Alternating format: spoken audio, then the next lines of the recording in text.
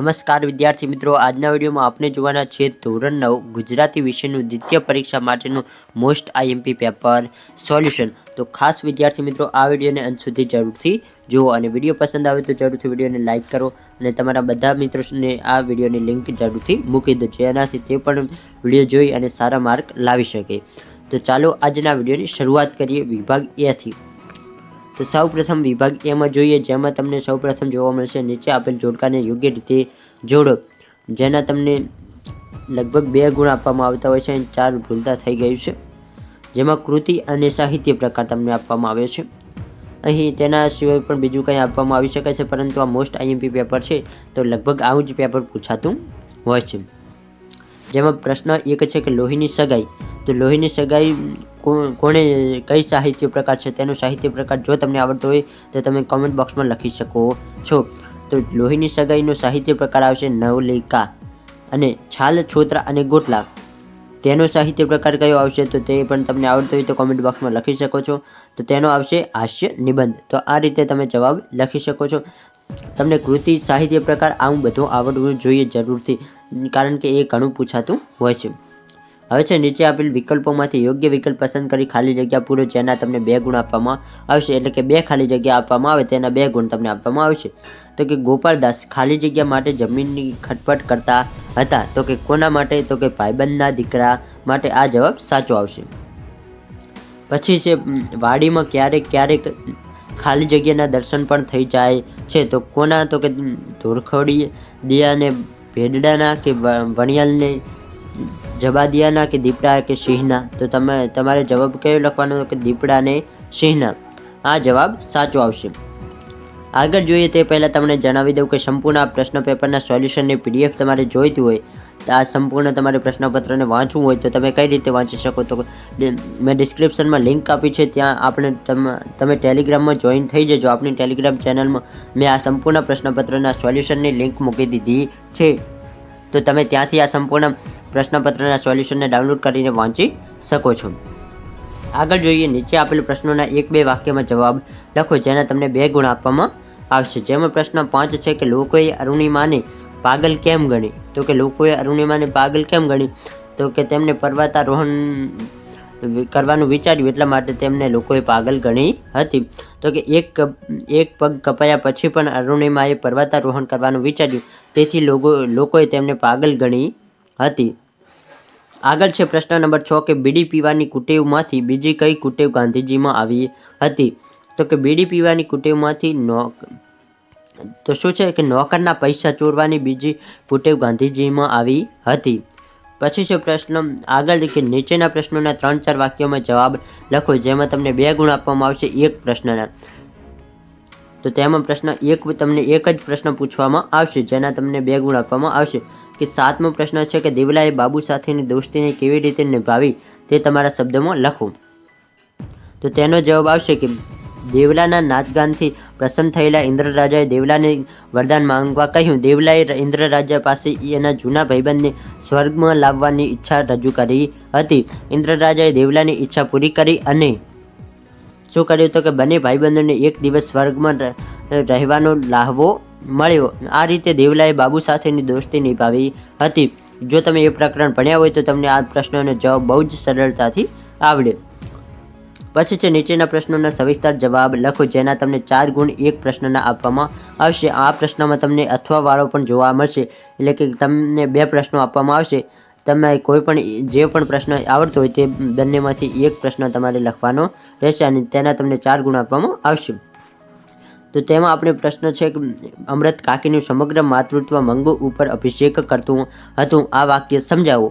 તો તે વાક્ય તમારે સમજાવવાનું પૂછે તો તમે શું લખી શકો કે અમૃત કાકીના 4 સંતાનો હતા, 2 દીકરા અને 2 દીકરીઓ। એમાં સૌથી નાની દીકરી મંગુ જન્મથી ગાંડી મૂંગી હતી।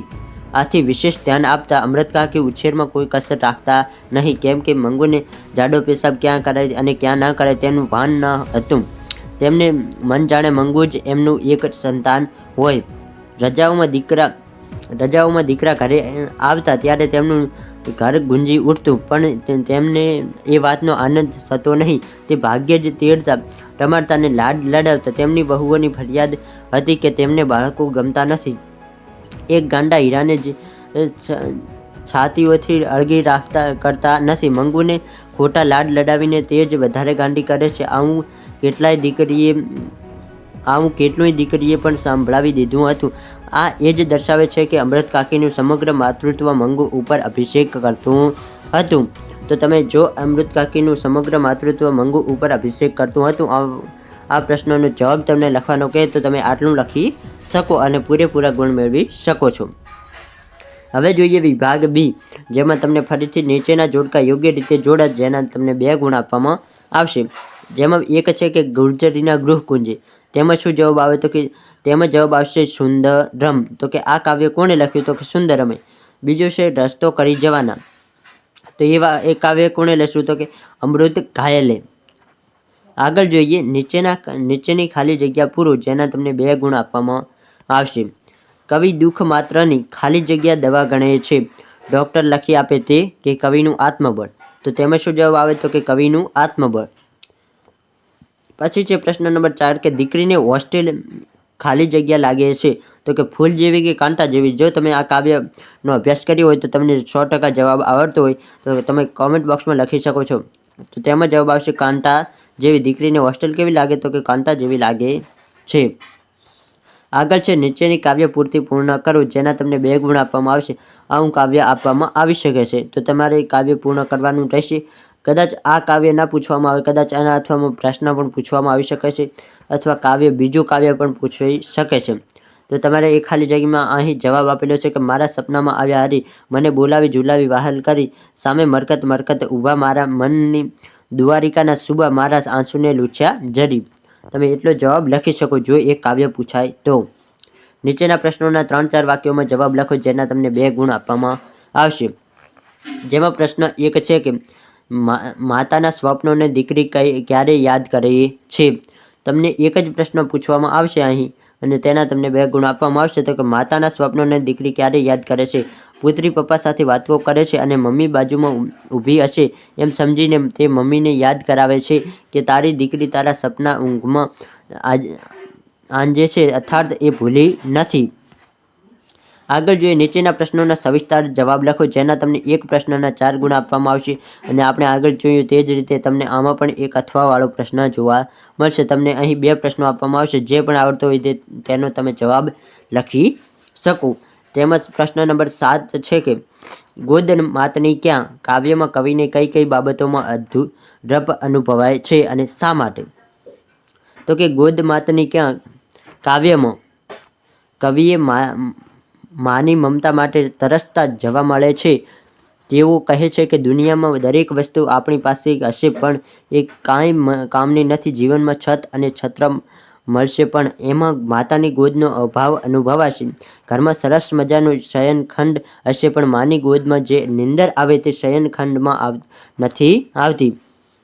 જીવનમાં ઘણા બધા સ્નેહીઓ મિત્રો મળશે પણ ત્યાં માની હાજરી અનુભવવા નથી મળે. એટલે કે મા જેવું કોઈ હોઈ શકે નહીં. પલ્લવ અને પુષ્પો, સૂર્ય અને તારાઓમાં વાત્સલ્યપૂર્ણ આંખોની અધૂરપ ચાલે છે. જીવનમાં મીઠા સૂર, તાલ અને સંગીત માણવા મળશે પણ એમાંય માનો પ્રેમ ટહુકો સાંભળવા નહીં મળે. મળતો મદદ કરવા માટે હજારો હાથ તૈયાર છે પણ માના આલિંગન વગર બધું અધૂરું છે. વર્ષોની હેલી ઉમટે છે પણ માના હેતની હેલી સુધી જડતી નથી. કવિને જીવનમાં માની અધૂરપ દેખાય છે. ભર ઉનાળે તરસ छिपावવાની પર્વતની સામે માના વાત્સલ્યની વાત કરે છે.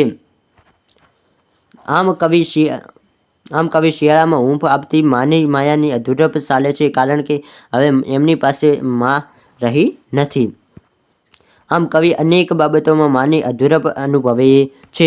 તો અહીં વિદ્યાર્થી મિત્રો આપણે ધોરણ 9ના ગુજરાતીનું પેપર સોલ્યુશન જોયું. તેમાં વિભાગ એ અને વિભાગ બી બે સંપૂર્ણ સોલ્યુશન સાથે જોયા છે. તમારું પણ પેપર આવું આવી શકે. 100% આમાંથી જ પૂછાય એવું નથી હોતું, પરંતુ આ મોસ્ટ આઈએમપી પ્રશ્નપત્ર છે, એટલે કે આમાંથી અમુક પ્રશ્નો બેઠા પૂછાઈ જતા હોય છે. તો આ વિદ્યાર્થી મિત્રો તમને આ વિડીયો પસંદ આવે છે. વિડીયો પસંદ આવે તો જરૂરથી વિડીયોને લાઈક કરો અને આપણી યુટ્યુબ ચેનલને સબસ્ક્રાઈબ કરો. આ સાથે જ તમારે જો આ ધોરણ 9ની બ્લુપ્રિન્ટ દરેક વિષયની જોઈતી હોય તો પણ તે આપણે એના વિડીયો અપલોડ કરી દીધા છે, તો તમે ચેનલમાં ચેકઆઉટ કરી શકો છો.